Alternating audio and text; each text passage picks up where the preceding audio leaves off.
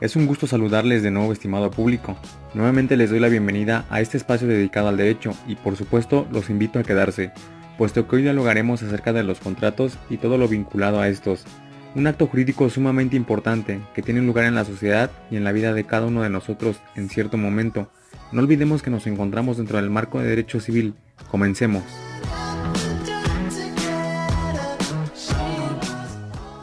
Bien, en algún momento hemos escuchado sobre los contratos. Esto porque son actos que nacen de las relaciones entre sujetos. Estos sujetos somos nosotros. Nuestra constante interacción origina relaciones de carácter jurídico, en las que se llevan a cabo diversos actos que originan obligaciones civiles. Por supuesto, analizaremos más a detalle ese asunto para aclarar dudas y controversias, fundamentándonos en nuestro Código Civil para el Estado Libre y Soberano de Puebla y en el Código Civil Federal. Para hablar de contrato, tenemos que hacer mención de convenio, pues es la noción en la que ambos conceptos se interpretan como sinónimos. No obstante, ambas palabras tienen vínculo, pero existen particularidades entre ellas. El derecho romano los diferenciaba, siendo el convenio todo tipo de acuerdo de dos o más personas que se integraba con los pactos que se hacían sin formalidades y originaban obligaciones sin acción legal, llamadas naturales, y con los contratos hacían surgir obligaciones de carácter jurídico. En otras palabras, los convenios estaban absueltos de ser sancionados si no se cumplían. Por su parte, los contratos tenían que estar sancionados y regulados por la ley. Fue así que el contrato tuvo su origen en Roma, ya que se le encuentra en el Nexum, un procedimiento en el que intervenían 5 personas representando las clases sociales existentes a aquella ciudad, una balanza y formalidades del cobre que establecía una suerte de derecho real del acreedor sobre el deudor. Seguido se sustituyó ese procedimiento por una pregunta hecha del acreedor seguida de una respuesta dada por el deudor. Este método se llamó esponsio, ya que se debía emplear la palabra espondere, cuyo significado es jurar, prometer o bien garantizar. Fue así que se tuvieron que aceptar distintos procedimientos hasta que se logró dar formalidad a ambos actos, tanto el contrato como el convenio. A pesar de ello, la vinculación entre convenio y contrato no fue exclusiva del derecho romano, pues en el Código francés y en el Código Napoleón se definía el convenio como un convenio cuyo término sinónimo es pacto, es el consentimiento de dos o más personas, habido para formar para entre ellas alguna obligación, para destruir una precedente o para modificarla, lo que se asemeja bastante a las codificaciones civiles en México y desde luego al Código Civil Federal. Ya en ideas más concretas, el artículo 1792 del Código Civil Federal determina que convenio es el acuerdo de dos o más personas para crear, transferir, modificar o extinguir obligaciones, mientras que el artículo que le precede establece que los convenios que producen o transfieren las obligaciones y derechos toman el nombre de contratos. De esta forma, podemos decir que el convenio es un género particular de los actos jurídicos, en el que el acuerdo de voluntades tiene por objeto un interés jurídico referido a la transmisión, modificación, creación o extinción de derechos y obligaciones, género del cual el contrato es una especie. Ahora que ya tenemos una definición determinada sobre el contrato, pasamos a los elementos de existencia de ellos. El consentimiento y el objeto son elementos esenciales de los contratos y también concurrentes, porque la falta de uno de ellos da lugar a su inexistencia. El jurista Rafael Rojina Villegas explica el consentimiento como elemento del contrato, es la manifestación de dos o más voluntades de un acuerdo sobre un punto de interés jurídico. Es por eso que el consentimiento debe conformarse básicamente por una oferta y una aceptación, siendo en tiempo primero la oferta y después la aceptación. Por contraste, el maestro Manuel Bejarano Sánchez considera que el consentimiento es aquella voluntad de celebrar de los contratantes, denominada consentimiento, y que se encuentra integrada por voluntades que conciertan, es decir, dos quereres que se reúnen y constituyen una voluntad común. Sin embargo, el consentimiento no solo está integrado por esas dos voluntades, es importante aclarar que ambas voluntades deben ser concordantes en cuanto a un objeto, en otras palabras deben ser congruentes entre lo ofertado y lo pactado. En el Código Civil para el Estado Libre y Soberano de Puebla, sección tercera, denominada consentimiento, artículo 1957, el consentimiento se rige por diversas disposiciones. Primera, debe manifestarse claramente. Segunda, puede ser expreso o tácito. Tercera, es expreso cuando se manifiesta verbalmente, por escrito o por signos inequívocos. Cuarta, solo podrá recurrir a los signos de que habla la fracción anterior el contratante que tenga imposibilidad física para hablar o escribir, salvo disposición de la ley en otro sentido o costumbre en contrario. Quinta, no puede ser tácito el consentimiento si por ley o convenio debe manifestarse expresamente. Y Sexta, el consentimiento tácito resultará de hechos o de actos que lo presupongan o que autoricen a presumirlo. Por otra parte, en cuanto a la noción de objeto, como elemento base del contrato se le debe considerar desde dos perspectivas. El objeto propio del contrato, que debe ser cierto, determinado, útil, determinable, tener lugar dentro del comercio. El objeto indirecto es el fin que persiga la celebración del contrato. En la sección quinta, denominada objeto de las obligaciones del Código Civil de Puebla, en el artículo 1481, se establece que el objeto puede ser un bien o un hecho. La doctrina jurídica mexicana se encuentra muy arraigada en cuanto a la concepción del objeto por parte de las doctrinas francesas, que abordan el objeto desde tres puntos de significados distintos. Cuando crea y transmite derechos y obligaciones, se entiende como objeto directo del contrato. Cuando se refiere a la conducta contractual, es decir, el dar, hacer y no hacer, como objeto indirecto, y finalmente el objeto, como la cosa material que debe ser entregada. Cierto, es por ello que abordé dos perspectivas al hablar de ello. ¿Y dónde queda la solemnidad si también es un elemento del contrato, no? Bueno, cabe resaltar que algunos doctrinarios juristas consideran a la solemnidad como un elemento más de los contratos, entendida como aquellos ritos y palabras sacramentales como un componente de existencia para determinados actos jurídicos, aunque no todos los contratos la requieren, e incluso en el artículo 1449 del Código Civil de Puebla determina como elemento de la solemnidad solo cuando lo exija la ley, así que aquella no es considerada como un elemento indispensable existente en el contrato.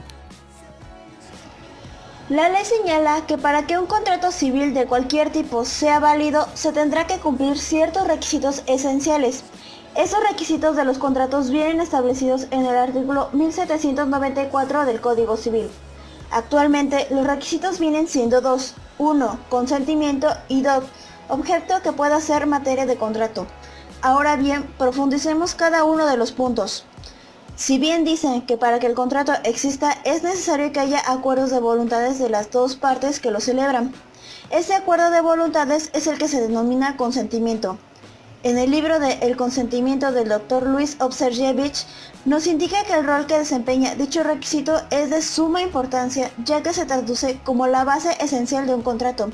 Asimismo, esto refiere que los contratos son consensuales. El consentimiento se da cuando se produce el encuentro entre la oferta y la aceptación del contrato. ¿A qué me refiero?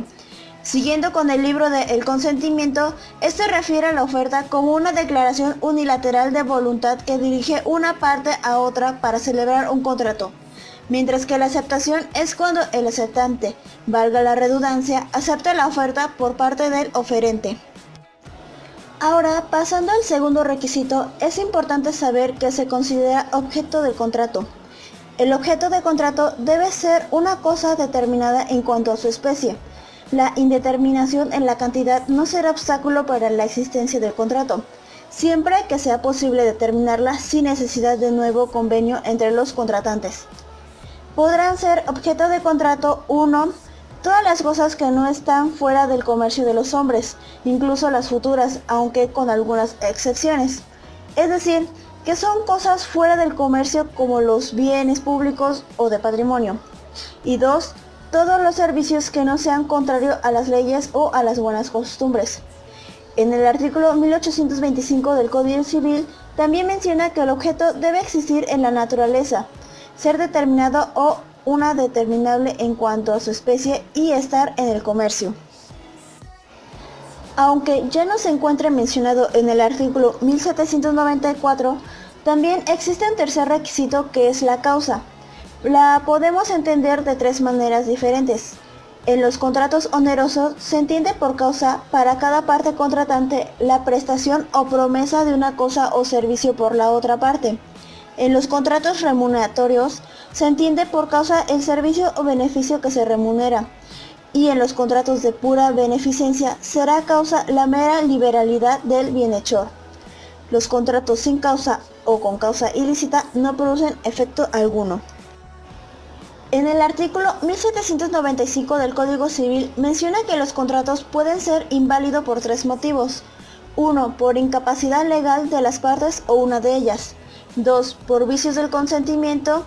3. porque su objeto o motivo o el fin sea ilícito, y 4, porque el consentimiento no se haya manifestado en la forma en que la ley la establece.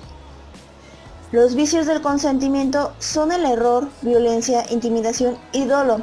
El error deberá recaer sobre la sustancia de la cosa que fuera objeto del contrato, o sobre aquellas condiciones de la misma que principalmente hubiesen dado motivo a celebrarlo. Habrá violencia cuando para arrancar el consentimiento se emplea una fuerza irresistible. La intimidación se da cuando se inspira a uno de los contratantes el temor racional y fundado de sufrir un mal inminente y grave a su persona, bienes o familiares. Y finalmente el dolo, cuando con palabras o maquinaciones por parte de uno de los contratantes es inducido a celebrar el contrato que sin ellas no hubieran hecho. Ahora dialoguemos un poco sobre la clasificación de los contratos. Empecemos con los contratos de transmisión de dominio, que para César Montero Serrano, su definición sería: son contratos donde se transmite el bien y la transmisión de la titularidad de los derechos que sobre el mismo se tiene, siempre bajo la perspectiva de que ambas partes que intervienen cumplan con las obligaciones mencionadas en él. En el derecho vigente, los contratos vigentes que entran en este rubro son compraventa, la permuta, el contrato de donación y el contrato de mutuo. El contrato de compraventa produce dos efectos contiguos, pero a la vez diversos. En primer lugar, transmite el dominio del bien o la titularidad del derecho objeto, del mismo conjuntamente con las obligaciones que surgen entre las partes como consecuencia del acto jurídico celebrado. El Código Civil Federal nos dice en el artículo 2248 que habrá compraventa cuando uno de los contratantes se obliga a transferir la propiedad de una cosa o de un derecho, y el otro a su vez se obliga a pagar por ellos un precio cierto y en dinero. En este tipo de contratos puede llegar a ocurrir que se firme o se haga válido, pero aún no se entregue el objeto, hasta un futuro. Por eso el Código Civil menciona que la obligación es condicional cuando su existencia o su resolución dependen de un acontecimiento futuro o incierto. La permuta es definida como un contrato por virtud del cual una de las partes se obliga a entregar una cosa o a documentar la titularidad de un derecho a la parte contratante, quien, como contraprestación, se obliga a entregar otra cosa diversa. Y es un contrato traslativo de dominio principal, bilateral, oneroso, comunicativo, aleatorio por excepción.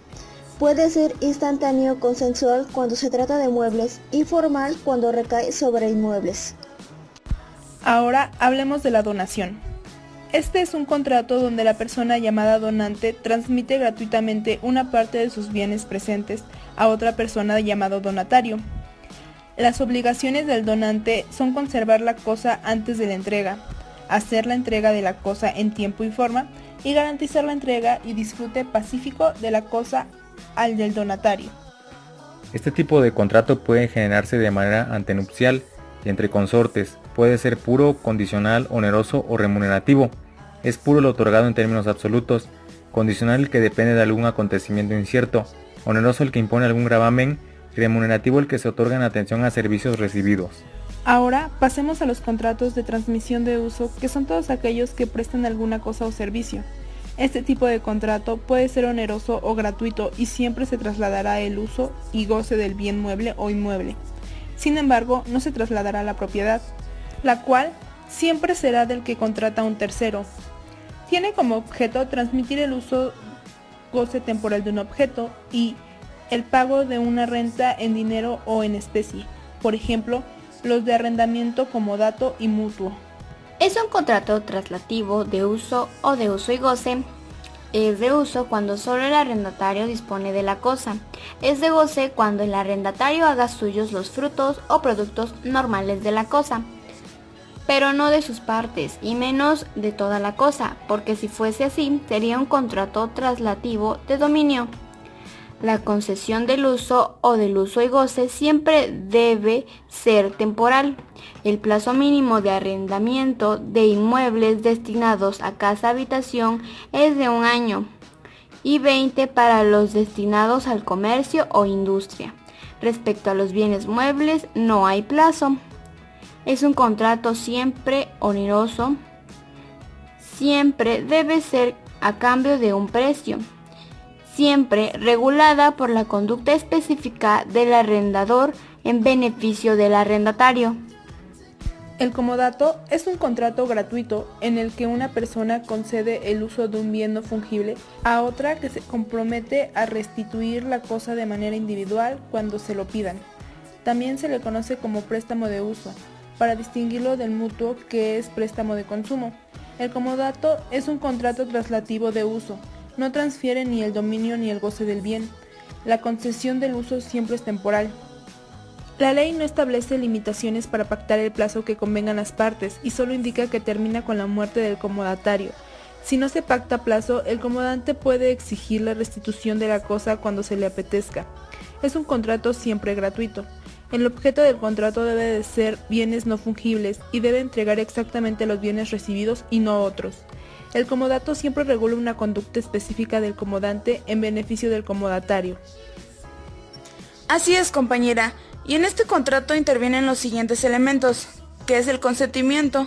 Es la unión acorde de voluntades de las partes, una para conceder el uso de un bien en forma temporal y gratuita, y la otra para recibirlo, usarlo y restituirlo en plazo convenido.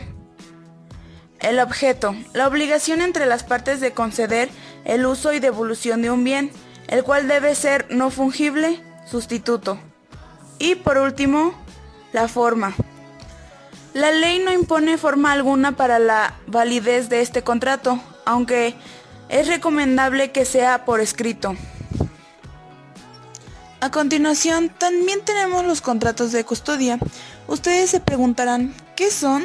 Bueno, este es un contrato por el cual el depositante entrega para su guardia un bien mueble o inmueble al depositario, quien se obliga a custodiarlo y a restituirlo cuando se lo pida el depositante. Contrato que hace el dueño del bien. Tengo entendido que contratos de custodia suelen llevar ciertas cláusulas, ¿cierto? Sí, de hecho unas de estas son que si el depósito es gratuito, así se deberá pactar en el debido contrato. También el depositario no puede usar el bien depositado ni aprovecharse de él. Y por último tenemos también el depositante tiene que hacer nota por escrito firmado por el depositario la cantidad, clase y demás características del bien depositado. Claro, pero aparte de las ya mencionadas también me sé unas como que se fijará la retribución que obtendrá el depositario. Los depositarios de títulos, valores o documentos devengan intereses, quedan obligados a realizar el cobro de estos en sus debidas épocas. Asimismo, no nos podemos olvidar de las obligaciones como las más básicas que son conservar y guardar correctamente el bien depositado, retribuir el bien depositado con todos sus frutos y excepciones, y hacer responsable y responder correctamente por los daños, prejuicios que los bienes sufran por la malicia o negligencia. Esto me lleva a darme cuenta toda la responsabilidad que tiene un contrato de custodia, pero ¿me podrías decir qué se debe tomar en cuenta cuando el bien se entrega? Claro que sí, mira. Hay muchos puntos importantes, pero entre los más principales tenemos que el bien o el depósito se entregará en el lugar convenido o en el caso que haya un lugar pactado, ahí será. También los gastos que se hagan en la entrega del bien serán todos por cuenta del depositante. Este no está obligado a entregar el bien cuando judicialmente se haya mandado a retener o embargar. Y por último, cuando se haya estipulado el plazo del depósito, puede devolverse en cualquier tiempo. Por otro lado, también tenemos los contratos de prestación de servicio. En este contrato, una persona que generalmente es llamada profesionista o prestadora se obliga ante otra persona, para que generalmente es llamada cliente, a realizar uno o más servicios a cambio del pago de honorarios como contraprestación, es decir, como el pago que le dará el cliente. Pero compañeros, ¿alguno de ustedes tendrá la idea de cómo para qué sirve? Bueno, yo tengo entendido que se usa para formalizar la prestación del servicio que se realizará a una persona en favor de otra y determinar los términos y condiciones bajo los cuales deberá prestar esos servicios. Es decir, sirve para fijar la manera en que se realizará el servicio, el tiempo de entrega y o de resultados de los mismos, sin que se cree una relación laboral, sino puramente civil, independiente entre los sujetos que celebran el contrato. Sí, de hecho también firmar un contrato de prestación de servicios te protege como cliente, ya que es el documento idóneo que te garantiza ante cualquier eventualidad, defecto o mal servicio que te preste una persona con la que contrates un servicio. Pero también es importante que un profesionista o prestador de servicio tenga firmado dicho contrato, pues de esta manera quedará protegido y podrás exigirle a la persona a quien le prestes tus servicios el pago correcto de tus honorarios. Estos contratos son comunes principalmente en las personas morales, es decir, las empresas o negocios suelen firmar este tipo de contratos para resolver actividades que forman parte importante o operativa de su quehacer, sin la necesidad de requerir para algunas de estas actividades empleados. ¿Sí me podrían mencionar las partes importantes que deben de llevar estos contratos, compañeros?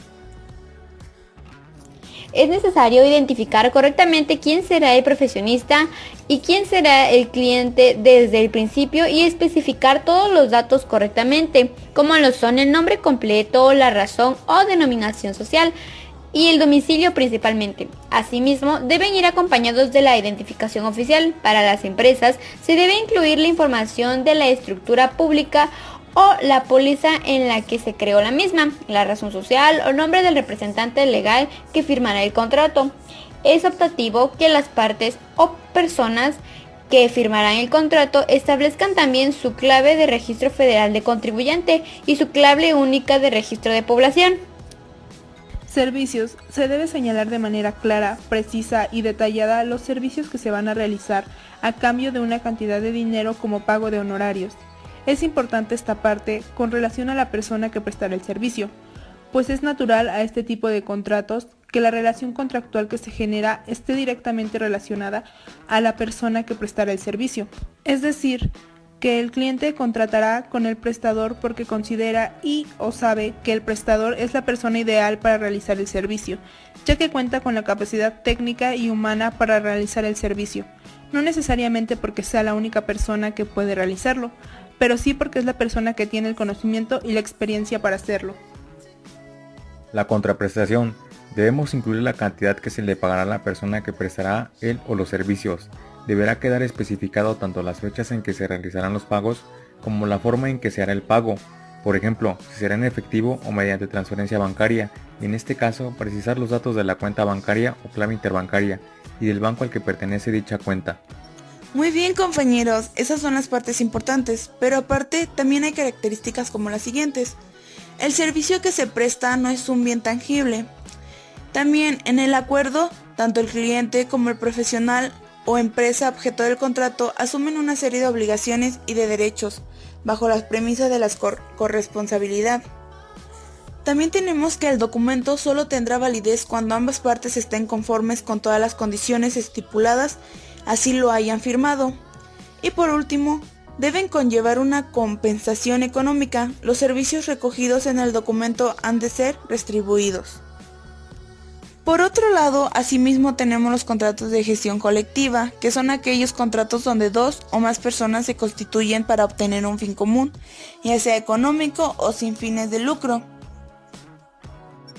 Estos contratos se clasifican en asociación, que es cuando varios individuos convienen en reunirse de manera que no sea eternamente transitoria para realizar un fin común, que no esté prohibido para la ley y que no tenga carácter preponderantemente económico. Constituyen una asociación. Artículo 2670. En segundo lugar tenemos la sociedad civil. Por el contrario de la sociedad, los socios se obligan mutuamente a combinar sus recursos o sus refuerzos para la realización de un fin común, de carácter preponderantemente económico, pero no constituya una especulación comercial. Artículo 2688. Aparcería. El propietario de un bien rústico o de animales útiles concede a otra parte llamado aparcero el uso de esos bienes. La producción se repetirá en la forma que convenga y a la falta de acuerdo conforme lo diga la ley. Sociedad conyugal. El contrato por el cual se establece un régimen de bienes de persona que se han casado. Los contratos de garantía pertenecen a la especie de los contratos que se suscriben con la finalidad de asegurar el cumplimiento de otro contrato principal. Ello quiere que la prestación principal sea posible, lícita, determinada o determinable. Si no es así, el contrato de garantía será nulo y por tanto inexigible. Los contratos de garantía son pues accesorios y subsidiarios. Lo primero, porque solo son exigibles en caso de que no se cumpla la prestación del contrato principal y no pueden concebirse sin la existencia del contrato principal. Lo segundo, la subsidiariedad significa que el obligado en el contrato de garantía solo se hace en caso de que el deudor del contrato principal no cumpla su obligación. Actualmente, la figura típica del contrato de garantía personal lo contribuye la fianza y como garantías reales están la prenda, la hipoteca y la anticresis. La fianza es un contrato por el cual una persona se compromete con el acreedor a pagar por el deudor si éste no lo hace, o sea, el contrato de fianza es un contrato accesorio por el cual una persona se compromete con el acreedor a pagar por el deudor la prestación o una equivalente o inferior en igual o distinta especie. Si éste no lo hace, dentro de las características de un contrato de fianza encontramos los siguientes. Accesorio, porque no existe por sí mismo, sino que depende de una relación preexistente entre un deudor y un acreedor, salvo algunas excepciones. Unilateral generalmente. Bilateral, cuando existe una retribución a cargo del acreedor. Gratuito. Oneroso por excepción, cuando el acreedor reporta como obligación retribuir al fiador. Algunos autores dicen que el contrato de fianza se convierte en contrato de seguro. Consensual, en oposición al formal, excepto en los casos de la fianza legal, judicial u otorgada en póliza. Aleatorio o conmutativo, cuando la fianza tiene el carácter de oneroso debido a que se establece una retribución de garantía, pues implica una obligación para el fiador de pagar en caso de que el deudor no lo haga. La Suprema Corte de Justicia de la Nación ha preceptuado lo siguiente. Aun cuando la fianza legal o judicial no es propiamente un contrato, si participa de los caracteres de la fianza contractual que requiere como condición fundamental, por ser obligación accesoria o secundaria, la existencia de una obligación principal y el lógico y jurídico inferir, teniendo en cuenta según el artículo 2794 del Código Civil vigente en el distrito. La fianza es un contrato por el cual una persona se compromete con el acreedor a pagar por el deudor. Si éste no lo hace, que los jueces de distrito no estén en lo justo al aceptar la contrafianza que se dé a sí mismo. El tercero perjudicado, puesto que en tales condiciones no existirá la fianza de acuerdo con la ley. La fianza puede ser legal, judicial, convencional, gratuita o a título oneroso. Puede constituirse no solo en favor del deudor principal, sino en el fiador, ya sea que uno u otro en su respectivo caso consienta en la garantía, ya sea que la ignore, ya sea que la contradiga. La fianza no puede existir sin una obligación válida. Puede, no obstante, recaer sobre una obligación cuya nulidad puede ser reclamada a virtud de una excepción puramente personal del obligado. Puede también prestarse fianza en garantía de deudas futuras, cuyo importe no sea aún conocido, pero no se podrá reclamar contra el fiador hasta que la deuda sea líquida. El fiador puede obligarse a menos y no a más que el deudor principal. Si se hubiese obligación a más, se reducirá su obligación a los límites del deudor. En caso de deuda sobre sí, obligó por menos o por otro tanto de la obligación principal, se presume que se obligó por otro tanto. El fiador tiene derecho de oponer otras excepciones que sean inherentes a la obligación principal, mas no las que sean personales del deudor. El artículo 2794 del Código Civil dice: la fianza es un contrato por el cual una persona se compromete con el acreedor a pagar por el deudor si éste no lo hace, y no está en lo cierto la autoridad responsable al pretender inferir que al decir el legislador que el fiador se compromete con el acreedor, ya que está exigiendo que el contrato de fianza se celebre entre el fiador y el acreedor. No hay necesidad siquiera de llamar la atención acerca del significado del verbo comprometer, que salvo la acepción jurídica que tiene en la expresión comprometer en árbitro, no tiene más que la acepción vulgar de asumir una obligación cuando se usa como reflexivo, como en el texto legal citado, y en obvio que se puede asumir una obligación no solo mediante el acuerdo de voluntades, sino también por otros medios que la ley establezca, es decir, el verbo reflexivo comprometerse no significa celebrar un contrato, sino solamente adquirir una obligación para con alguien. Esta obligación bien puede asumirla el fiador mediante un contrato celebrado con el acreedor directamente, como ocurre por lo general en la fianza de derecho común, que es la definida en el artículo 2794 del Código Civil, o bien en el contrato celebrado por el fiador con el fiado con estipulación a favor del acreedor. Este último procedimiento es perfectamente legal desde que el Código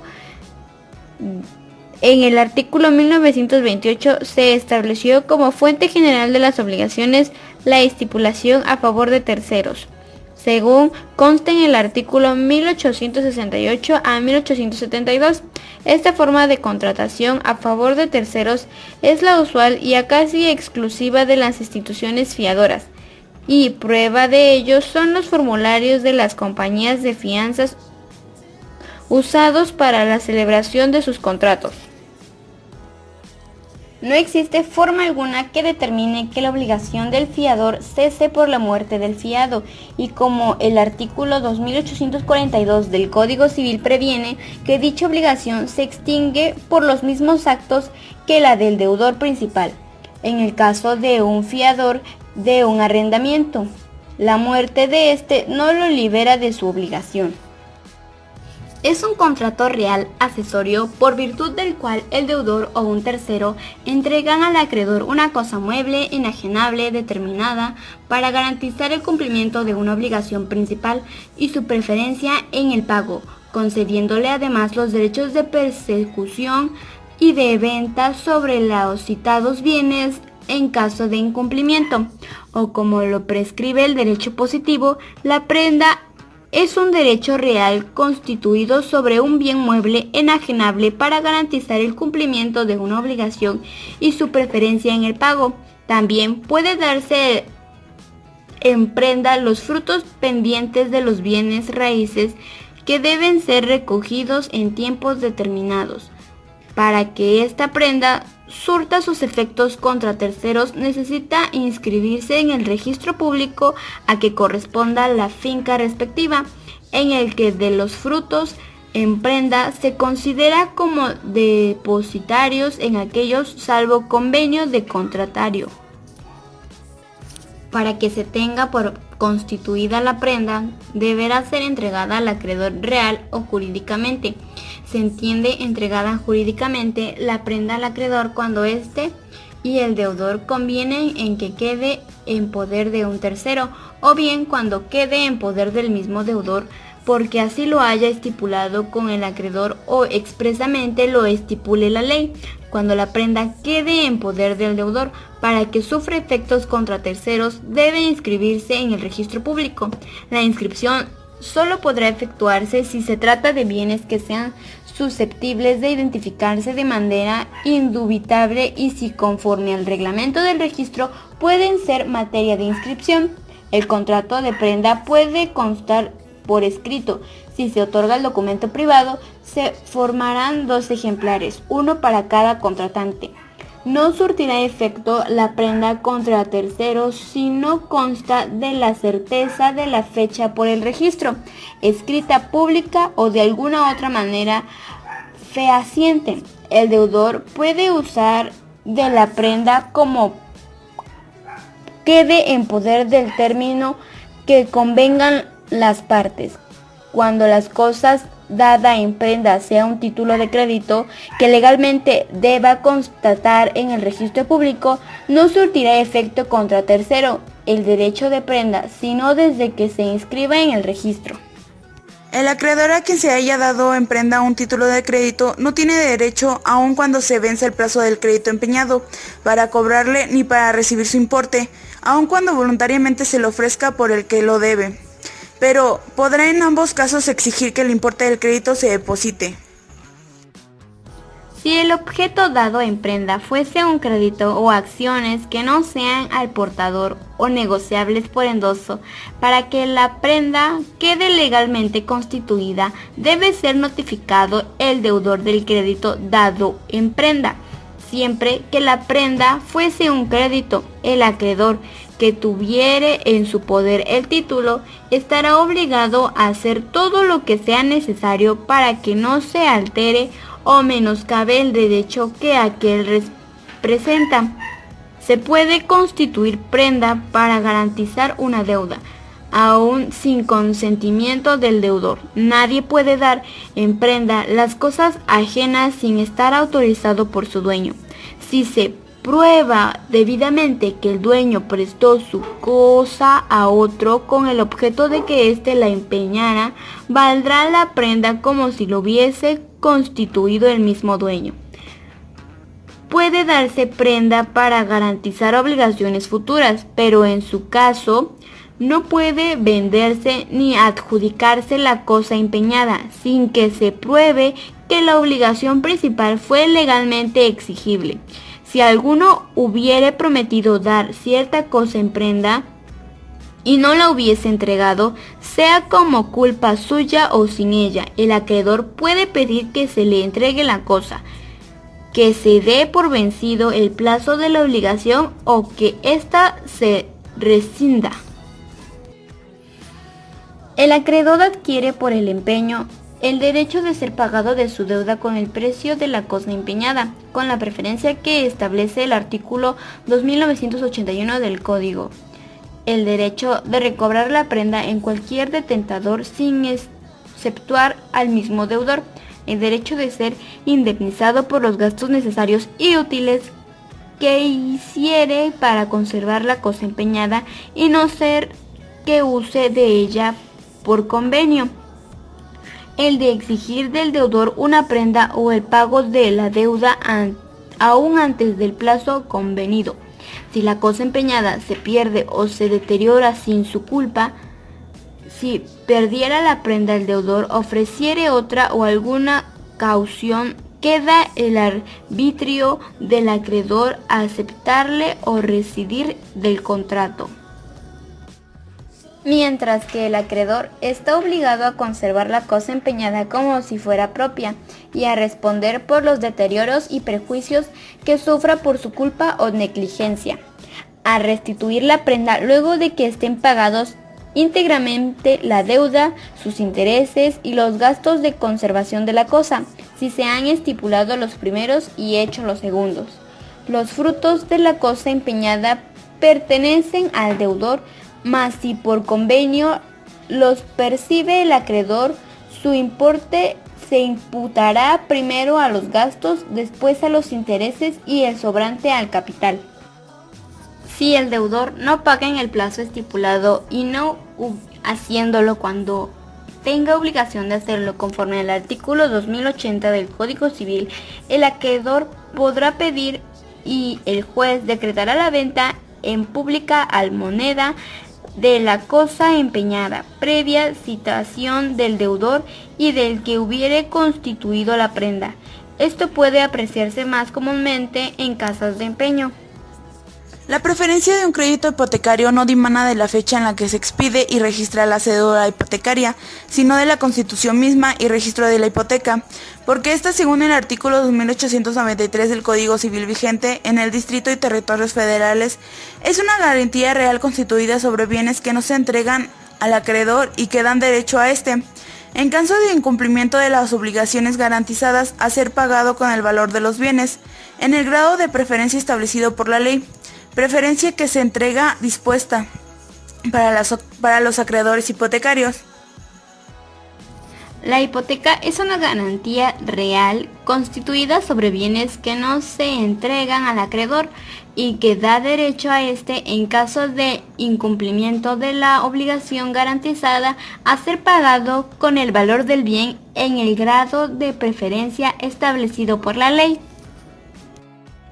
Los bienes hipotecados quedan sujetos al gravamen impuesto, aunque pasen a poder de terceros. La hipoteca solo puede recaer sobre bienes especialmente determinados. La hipoteca extiende, aunque no se exprese, las acepciones naturales del bien hipotecado, las mejoras hechas por el propietario en los bienes gravados, a los objetos muebles incorporados permanentemente por el propietario a la finca y que no puedan separarse sin menoscabo de esta o deterioro de estos objetos, a los nuevos edificios que el propietario construya sobre el terreno hipotecado, a los nuevos pisos que levante sobre los edificios hipotecados. Salvo pacto en contrario, la hipoteca no comprenderá los frutos industriales de los bienes hipotecados siempre que esos frutos se hayan producido antes de que el acreedor exija el pago de su crédito. Las rentas vencidas y no satisfechas al tiempo de exigirse el cumplimiento de la obligación garantizada. No se podrá hipotecar los frutos y rentas pendientes con separación del precio de los que produzca. Los objetos muebles colocados permanentemente en los edificios, bien para su adorno o comodidad, o bien para el servicio de alguna industria, a no ser que se hipotequen juntamente con dichos edificios. Las servidumbres, a no ser que se hipotequen juntamente con el predio dominante. El derecho de percibir los frutos en el usufructo concebido por el Código de los Ascendientes sobre los bienes de sus descendientes. El uso y la habitación. Los bienes litigosos, a no ser que la demanda origen del pleito se haya registrado previamente o si se hace constar en el título constitutivo de la hipoteca que el acreedor tiene conocimiento del litigio, pero en cualquiera de los casos la hipoteca quedará pendiente de la resolución del pleito.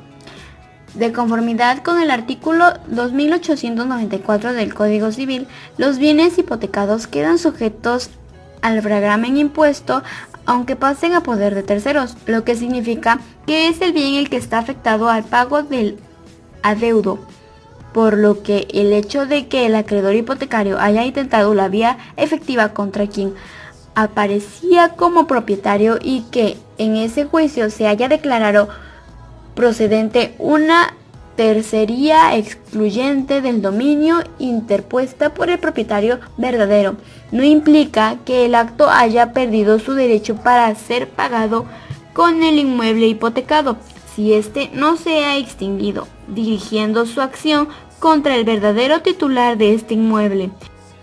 Un contrato de adhesión es aquel contrato en el que una de las partes ha preferido el contenido del contrato y la otra parte adhiere o acepta con su firma lo que ahí aparece. Generalmente, la otra parte no puede discutir lo que aparece en el contrato. Y los contratos de adhesión tienen algunas limitaciones. Limitaciones legales. Esto se presenta en dos aspectos. El primero es que el acto voluntario no puede transgredir la ley, y el otro que dicho contrato no puede hacer dejación de aquellos derechos que la ley declara irrenunciables. Un contrato de adhesión es aquel contrato en el que una de las partes ha preferido el contenido del contrato y la otra parte adhiere o acepta con su firma lo que ahí aparece. Generalmente, la otra parte no puede discutir lo que aparece en el contrato. Y los contratos de adhesión tienen algunas limitaciones. Limitaciones legales. Esto se presenta en dos aspectos. El primero es que el acto voluntario no puede transgredir la ley, y el otro que dicho contrato no puede hacer dejación de aquellos derechos que la ley declara irrenunciables. Para concluir, Ya hemos escuchado todos y cada uno de los elementos que comprenden cada uno de los tipos de contrato. Esperemos sean de su total utilidad, ya que elaborar contratos o estar envuelto en uno de ellos, ya sea para obtener un beneficio o adquirir una obligación, requiere de nuestra total atención, de estar al tanto de lo que nos corresponde en lo estipulado en el contrato y así poder hacer valer lo conforme a la ley. Como pudimos darnos cuenta, elaborar contratos es más común de lo que parece. Es por ello que debemos estar siempre alertas de qué es lo que firmamos o lo que aceptamos cumplir, pues esto podría traernos, en lugar de un beneficio, una problemática. Asimismo, los requisitos de validez son de suma importancia, ya que gracias a esto es como podemos regular la elaboración de los contratos. Así como también eso nos ayudará a tener una prueba sólida en caso de que llegue a haber algunas incongruencias. Como en todas las ocasiones en las que he conversado con ustedes, compañeras, me es muy grato el compartir conocimientos y por supuesto la satisfacción al aprender de ustedes me causa confianza, seguridad, plenitud y mucha alegría. Más que nada me trae total placidez el compartir todo este espacio inmerso en el derecho con ustedes, estimados oyentes. Nunca me ha gustado menospreciar la diversidad de temas que comprende el derecho civil, puesto que todos son importantes en nuestra vida, ya que surgen de las relaciones entre nosotros. Sin embargo, puedo destacar algunos temas en particular, como el que acabamos de abordar hace unos momentos. Como lo dije, los contratos están presentes en algún momento de nuestras vidas. Incluso me atrevo a asegurar que muchas personas están en periódica correspondencia con este tipo de actos de índole jurídica. Probablemente podemos pasar por alto esos actos, pero recordemos que son muy importantes, debido a que no solo están previstos y fundamentados por la ley, sino que también son el origen de derechos y obligaciones, los cuales, por generales o particulares que sean, siempre tendrán impacto en nuestra vida y persona. Por todo esto es que debemos conocer su naturaleza, sus elementos, los tipos, etc., para que en el momento de encontrarnos con un acto de este tipo, estemos conocedores de cómo se debe tratar ante tal. Por mi parte, ya contaba con conocimientos generales y particulares. A pesar de esto, obtuve conocimientos valiosos que por supuesto en cierto momento me serán de mucha utilidad, ya que por el momento aún no estoy en relación total con estos. Espero que a ustedes oyentes les sirva de mucho esta charla y como siempre, hablemos de derecho.